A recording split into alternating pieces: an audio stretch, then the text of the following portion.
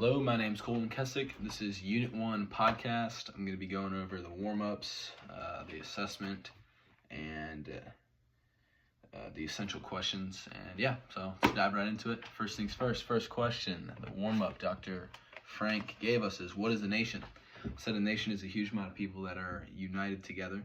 I agree that a nation is a lot of people that are together, but I would say that they aren't always united because people have different beliefs and opinions, whether it's religious or political, and yeah, so disagree, kinda, also agree.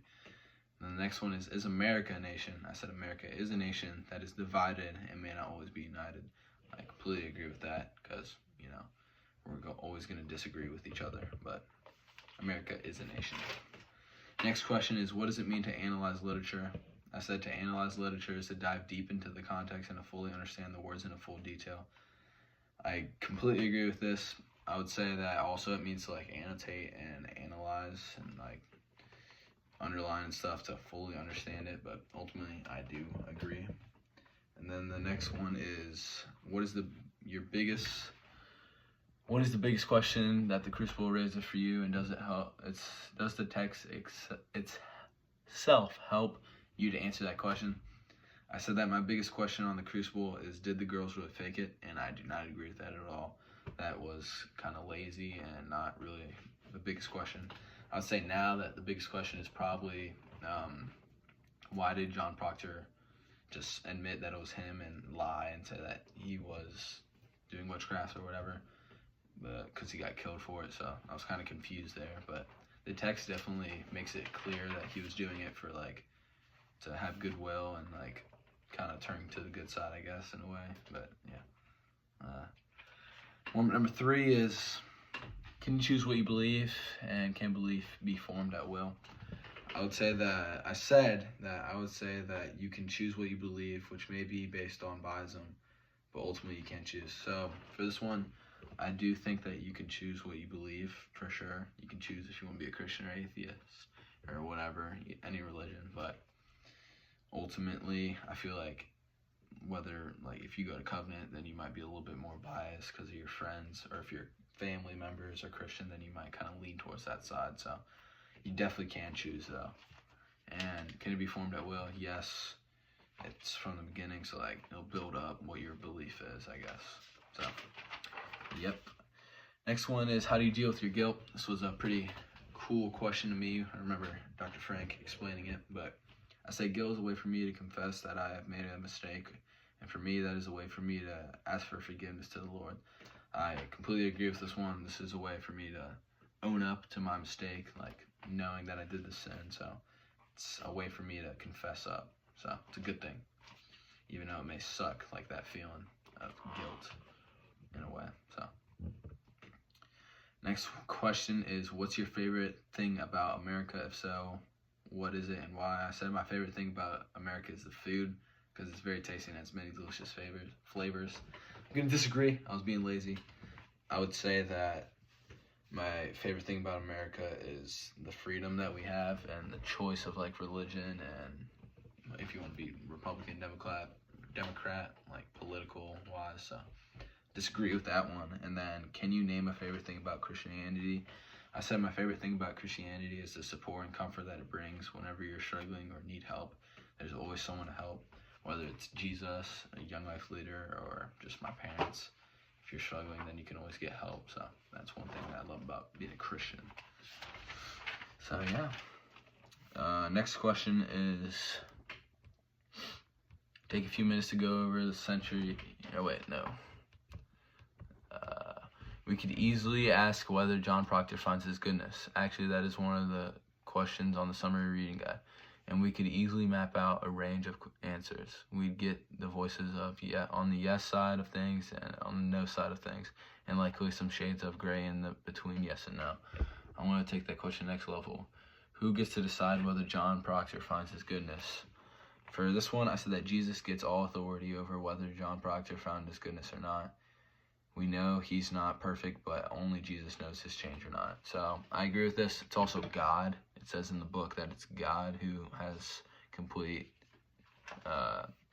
guidance and choice of whether he found his good.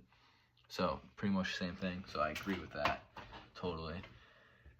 And then, yep. So God is the only one who can choose. And then the next question is, which of the following do you value more highly, freedom for individuals or security for communities? So that I would say that the security for communities, because without it, the freedom that we have can be harmful, and without security, who knows what will happen. So we need the security to protect us from the freedom that we have, because we could use it in a harmful way. So we need that security. And then the next question is, if Jackson's story is a critique of the American dream, which version of the dream is being critiqued? I said that Jackson's story is most helpful in answering what does it mean to write well, because this shows creativity and how writing can shape what we truly believe and think about the world. So I agree with this, because writing is a way for you to express your thoughts and like kind of say what you really think and want to prove in this world. So I agree with that as well.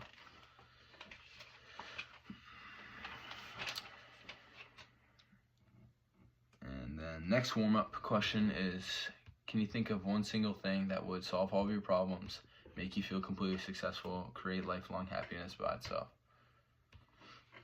I said that one single thing that could solve all my problems and make me successfully in happiness would be a family with a loving relationship all centered around Christ.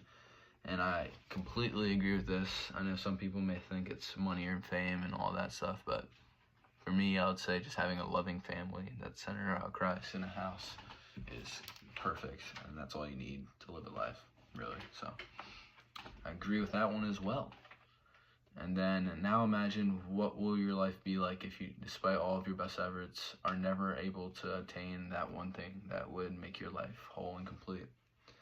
I said that it would be a struggle trying to know that I cannot fulfill this dream. And with that being said, I would probably fall down a dark path and lead into many sins and temptations.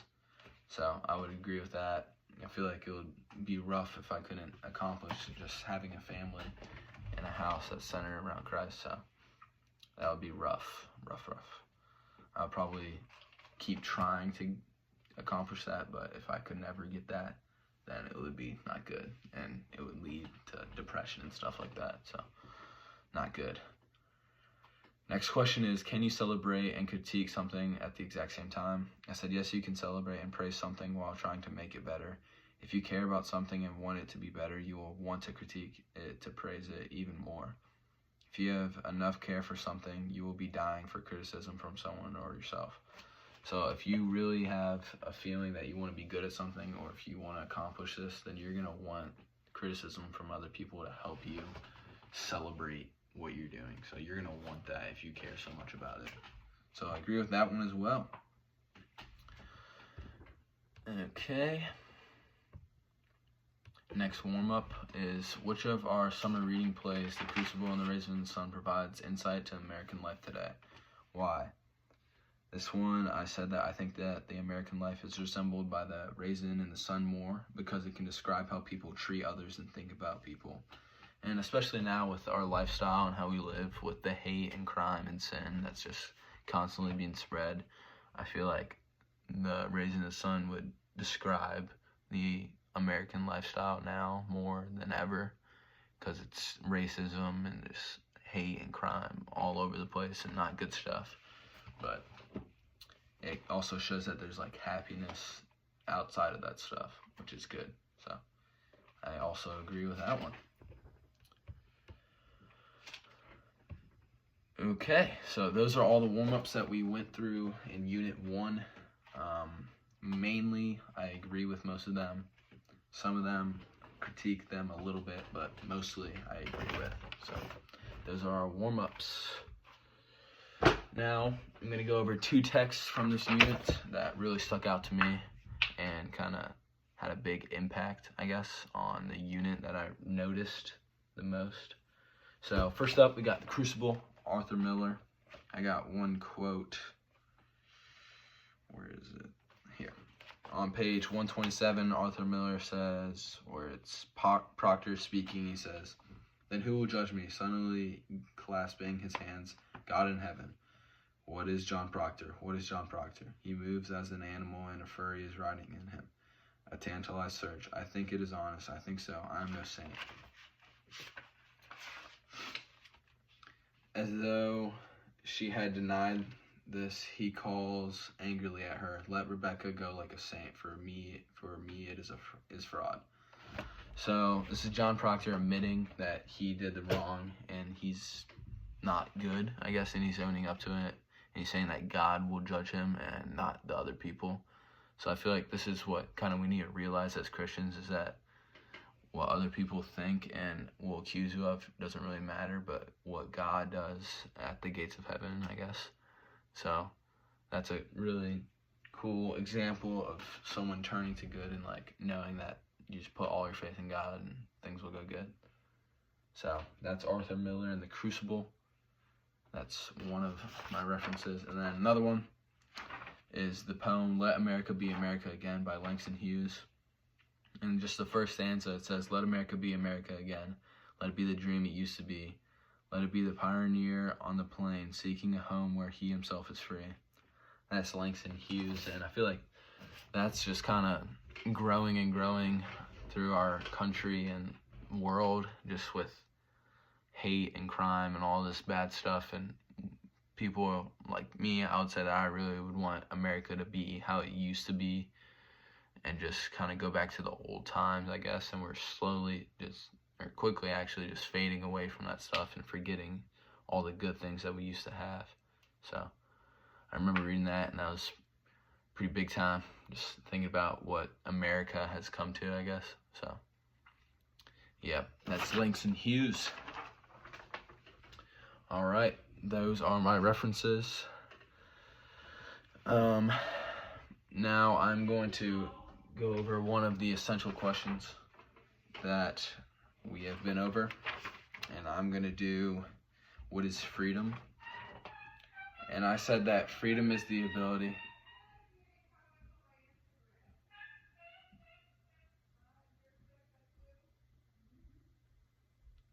sorry about them.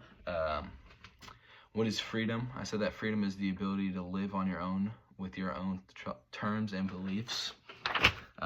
So I feel like freedom can be looked at in many ways. It's just like having your own choices and beliefs on how you want to live your life. And that freedom is a good thing because you're not being controlled or forced to do anything, and like you can choose your own beliefs, who you want to follow in life, and what type of life you want to live. So that was my answer to what is freedom. Alright, next up, the unit assessment, the in-class essay, which I did not enjoy. I feel like I could have spent more time on and really thought more about it. So I'm going to just go over what my thesis statement was. And yeah. So I said that the American dream is a dream that no one will ever fully agree on. For example, the raisin and the sun, they all have different goals and wantings in life. Yet they achieve what I believe is the real definition. Family with happiness. That is why we should use this play and create a movie to show what the real American dream is. So I feel like the point that I was trying to get out here is that like the American dream isn't all these worldly pleasures and desires that we want to accomplish, but it's really to just be with a family in a house centered around Christ. And I truly think that's like the American dream. I feel like the power and the fame and the money doesn't matter at all, and people need to realize that.